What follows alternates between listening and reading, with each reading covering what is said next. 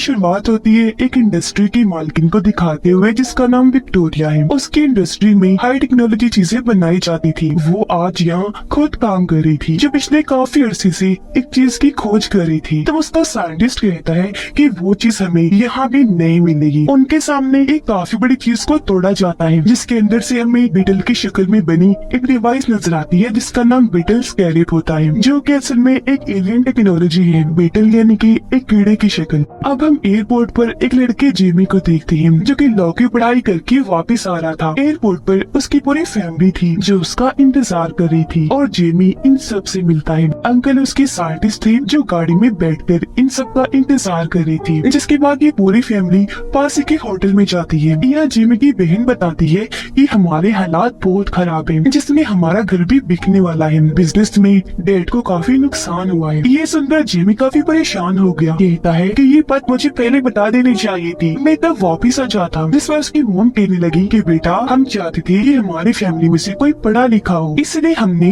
तुम्हें लॉ पढ़ाने के लिए भेजा। अब तुम आ गई हो पढ़ाई करके, तो सब ठीक हो जाएगा। जिसके बाद ये फैमिली घर वापस आ गई। वो कहता है कि मैं बहुत जल्द अच्छा सा काम करके इतने पैसे कमाऊंगा कि अपनी फैमिली को अमीर इलाके में ले जाऊंगा। फिर अगले ही दिन हम जेमी को काफी आलीशान घर के सामने देखते हैं, जहाँ उसकी बहन कहती है आ जाओ जेमी, सफाई करवा कर। दरअसल वो दोनों यहाँ पर जॉब कर रही थी और फिलहाल उनके पास करने का यही काम था। इतने ही देर में यहाँ विक्टोरिया आ गई अपने गार्ड के साथ, क्योंकि उसी का घर था। अब जब विक्टोरिया आगे बढ़ी तो हम उसकी भतीजी को देखते हैं, जिसका नाम जेना था। वो उस पर बहुत ज्यादा गुस्सा करती है। जेना उसे एक वीडियो दिखाती है जिसमें विक्टोरिया ने एक हाईटेक डिवाइस बनाई थी। उस डिवाइस को जब किसी इंसान में लगाया जाता है तो वो इंसान बहुत ताकतवर सोल्जर बन जाता है। इतना ताकतवर कि वो सोल्जर अकेला ही पूरी आर्मी पर भारी पड़ सकता है और एक हथियार की तरह काम कर सकता है। जीना बताती है कि इस प्रोजेक्ट की वजह से मैं भड़की हुई हूँ, क्योंकि इस पर तुम्हारा काम काफी आगे बढ़ चुका है। हालांकि हमने सालों पहले ये प्रोजेक्ट बंद कर दिया था और इसे रोकने का फैसला मेरे डैड का था, क्योंकि इस डिवाइस की मदद से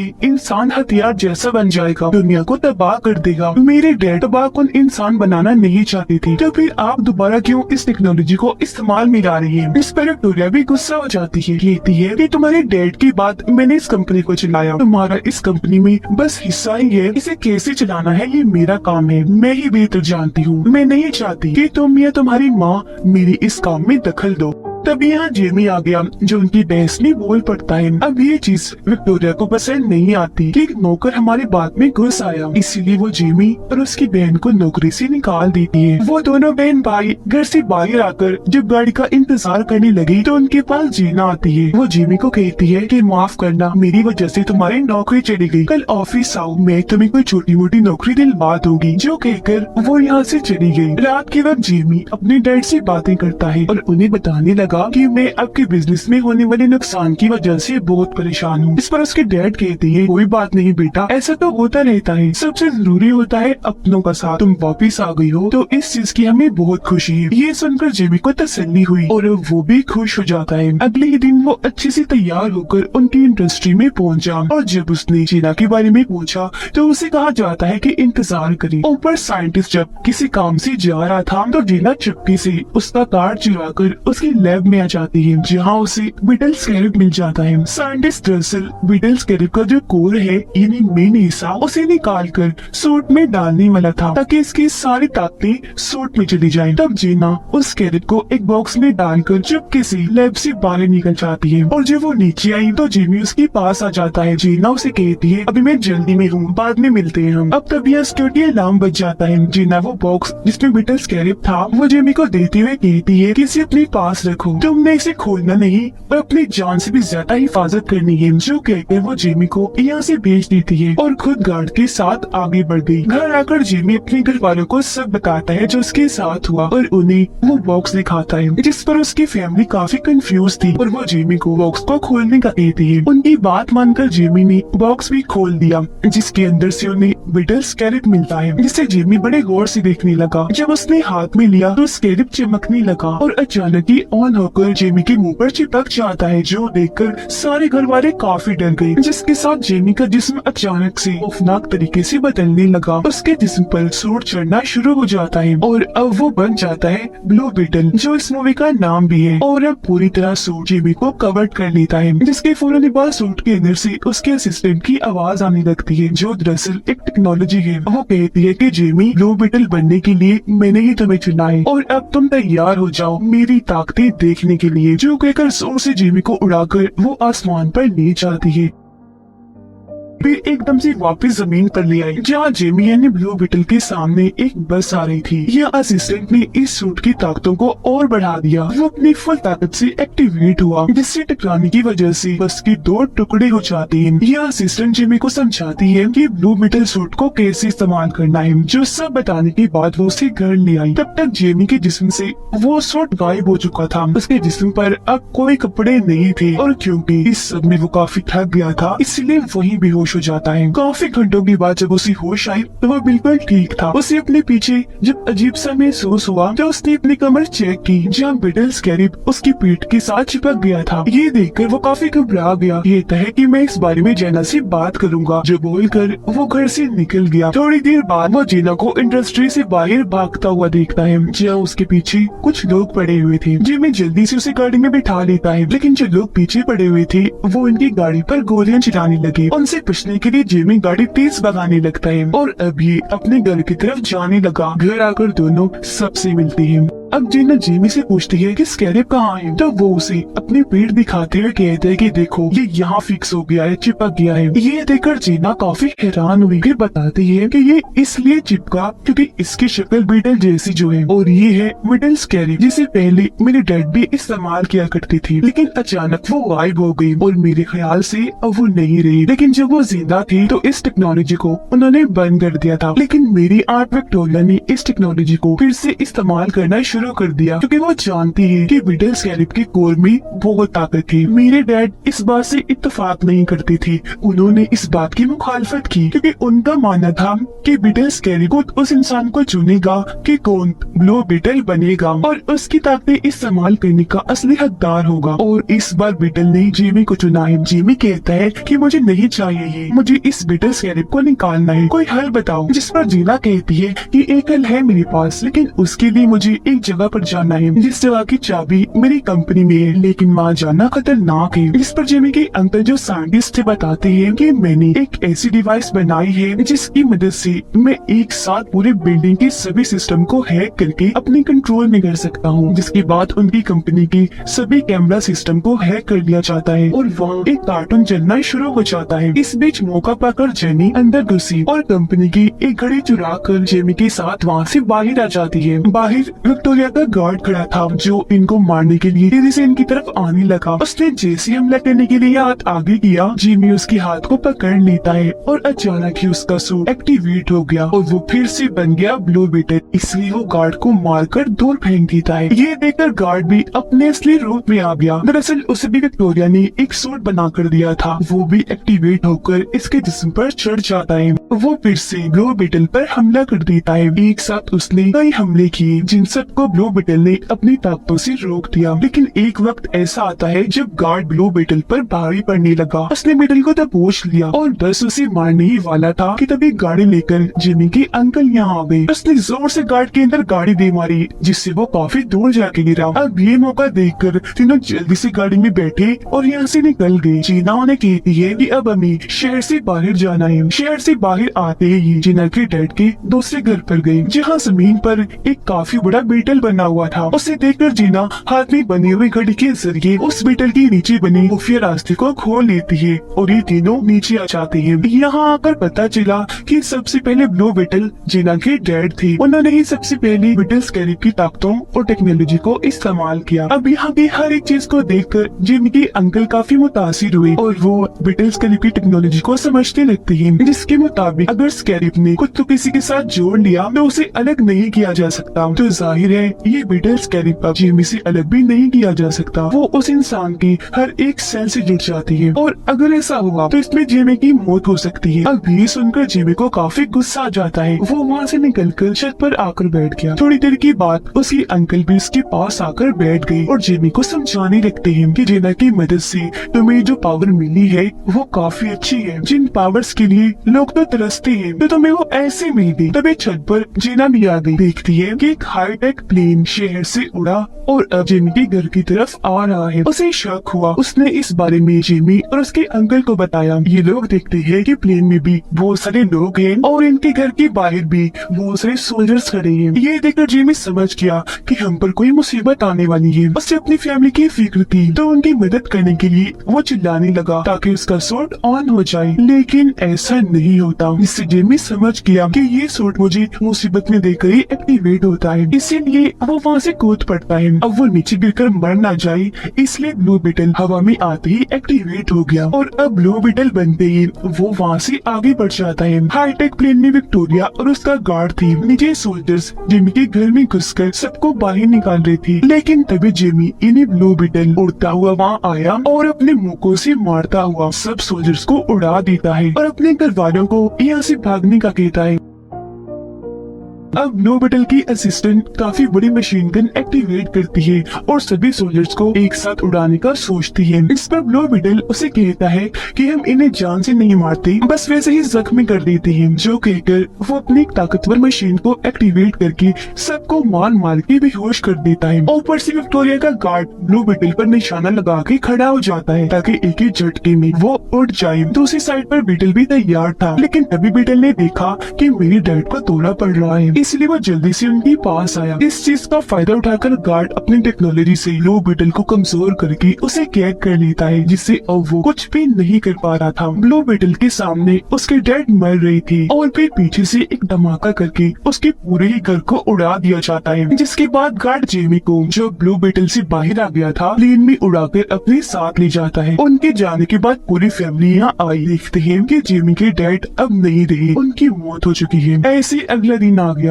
जहाँ उसके डैड के मरने और जेमी के जाने से सारे काफी परेशान थे। दादी सबको इकट्ठा करती है, कहती है कि कैसे भी करके हमें जेमी को बचाना है, किसी सूरत उसे नहीं खोना। इस पर जीना जवाब देती है कि इस मिशन में मैं भी आपका पूरा पूरा साथ दूंगी। जो कहने के बाद जीना उन्हें अपने डैड की एक और जगह पर लेकर गई, जहाँ उसके डैड ने एक बिटल प्लेन भी बनाया हुआ था, जिसके अंदर बैठकर ये लोग यहाँ से निकल जाते हैं। प्लेन में जीना उन सबको अपने डैड के बनाए हाईटेक हथियार देती है, जिसमें जेमी की दादी एक मशीन गन लेती है। फिर ये लोग विक्टोरिया के आइलैंड पर बने उसके किले को देखते हैं और दादी प्लान बनाती है कि हम उन दुश्मनों का पहले ध्यान भटकाएंगे और अगर उन्हें मारना हुआ तो मारेंगे, फिर अंदर जाकर जेमी को बचा लेंगे। उधर विक्टोरिया ने जेमी को उल्टा लटकाया हुआ था क्योंकि वो उसकी बिटल टेक्नोलॉजी को निकाल कर अपने गार्ड में डालने वाली थी। यहाँ जेमी साइंटिस्ट से मदद मांगता है, इस पर वो जवाब देता है कि सॉरी, मैं तुम्हारी कोई मदद नहीं कर सकता। साइंटिस्ट बताता है कि इस चीज में जेमी मारा जा सकता है। इस पर वो जवाब देती है कि मुझे इससे कोई फर्क भी नहीं पड़ता।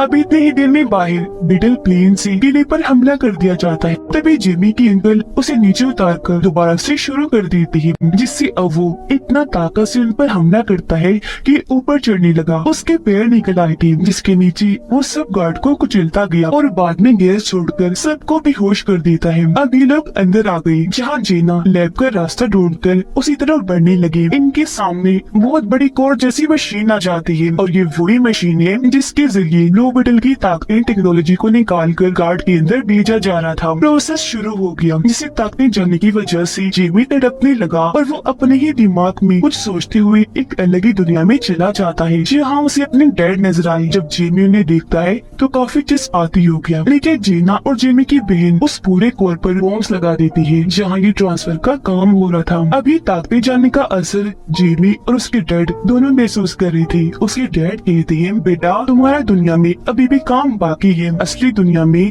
तुम्हें सबको बचाना है, मेरा काम यही तक था, इसलिए मैं तुमसे दूर हो गया और अब बेटा मैं तुम्हें आगे बढ़ते हुए देखना चाहता हूँ। ये कहकर वो उसे ब्लू बीटल वाला सूट दिखाती है और कहने लगे, बेटा तुम इसकी ताकतें इस्तेमाल करना और दुनिया को बचाना, मैं हमेशा तुम्हारे दिल में रहते हुए तुम्हें महसूस होता रहूंगा। जो कहकर वो यहाँ से गायब हो जाती है। अब ये जगह टूटना शुरू हो गई क्योंकि तबाह हो रही थी। सब कुछ तहस होने से पहले जिमी ठीक वक्त पर अपने ब्लू बीटल वाले सूट को हाथ लगा देता है। जो हम बाहर तब तक उसके सारी पावर्स और टेक्नोलॉजी को उसमें से निकाल कर गार्ड में डाल दिया गया था और अब गार्ड अपनी नई टेक्नोलॉजी के साथ बिल्कुल तैयार था। लेकिन इससे पहले कि जिमी मरता, जीना वहाँ धमाका कर देती है जिससे वो पूरी कोर मशीन तबाह बर्बाद हो जाती है क्योंकि वह धमाका ही बहुत बड़ा हुआ था। और ऐसा होते ही जिमी उनकी कैद से आजाद हो गया। वो अपनी ताकतों को एक्टिवेट करने की कोशिश करने लगा। इस पर असिस्टेंट कहती है कि ब्लू बीटल की एक्टिवेट होने में थोड़ा वक्त लगेगा क्योंकि वो चार्ज नहीं है। अब यहाँ से साइंटिस्ट जिमी की मदद करता है भागने में और जब इस बात का गार्ड को पता चला उसने साइंटिस्ट को मार दिया। जिमी वहाँ से भागता है और गार्ड जो अपने सूट के साथ बिल्कुल तैयार था वो अपना कोई भी हथियार इस्तेमाल कर सकता था और उसे ऐसे पाकर विक्टोरिया काफी खुश थी।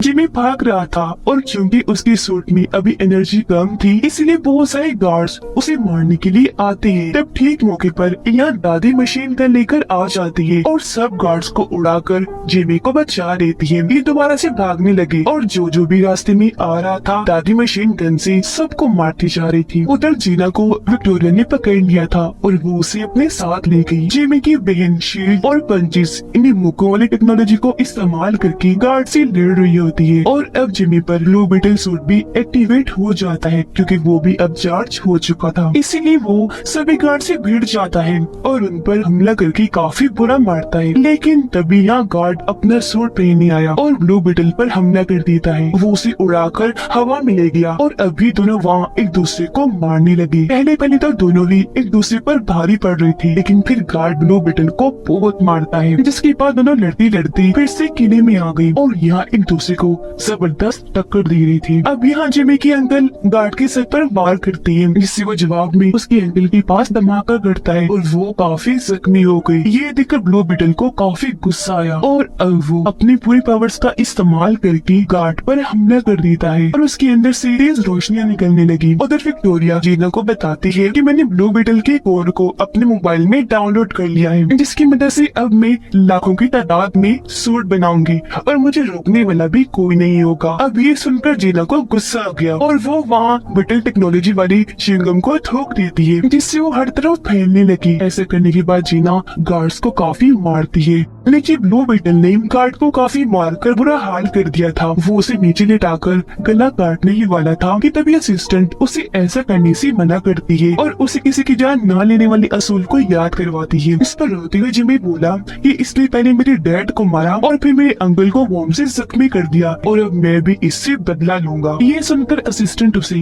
गार्ड की जिंदगी दिखाती है कि वो अपनी मोम के साथ रहा करता था लेकिन एक दिन मिसाइल के हमले से उसकी मोम की मौत हो गई और क्योंकि वो अकेला रह गया था तो उसे जबरदस्ती आर्मी में भेज दिया गया। लेकिन एक दिन बम पर पैर आ जाने की वजह से गार्ड का पूरा जिस्म तबाह हो गया और जब इस बारे में विक्टोरिया को पता चला तो उसने फायदा उठाकर गार्ड को अपने एक्सपेरिमेंट तजुर्बे में इस्तेमाल किया। उसे नया जिस्म दिया जिसके बाद वो उसे अपने हिसाब से चलाने लगी। अभी गार्ड जो कुछ भी करता है उसके पीछे विक्टोरिया का हाथ होता है तो अभी यहाँ जिमी उसे कुछ नहीं कहता छोड़ देता है। उधर जीना अपनी आंट विक्टोरिया का फोन ही तोड़ देती है जिससे उसका फोन तबाह होने से अब उसके पास ब्लू बीटल की टेक्नोलॉजी नहीं रही तो अब वो खतरनाक सूट भी नहीं बना पाएगी। अब गार्ड विक्टोरिया के पास जाता है जहाँ वो उसे हुक्म देती है कि जाओ जीना और ब्लू बीटल को मार दो लेकिन इस बार वो ऐसा नहीं करता बल्कि विक्टोरिया को पकड़ के अपनी मोम को याद करके अपना सूट तबाह कर देता है जो देखकर जीना और जिमी जल्दी से आकर बीटल पेन में बैठ जाती है। वहाँ काफी बड़ा धमाका होने लगा जिसमें गार्ड और विक्टोरिया के मरने की साथ साथ पूरा किला भी तबाह हो गया, जबकि वो सारे लोग मिडिल प्लेन में बैठकर वहाँ से निकल गए। जिमी देखता है कि मेरे अंकल मरी नहीं बल्कि जिंदा बच गए थे, तो उन्हें देखकर जिमी बहुत खुश हो जाता है। कुछ दिन के बाद दिखाया गया कि विक्टोरिया के मरने के बाद अब जीना इस इंडस्ट्री को चलाने वाली है। वो खबरों में बताती है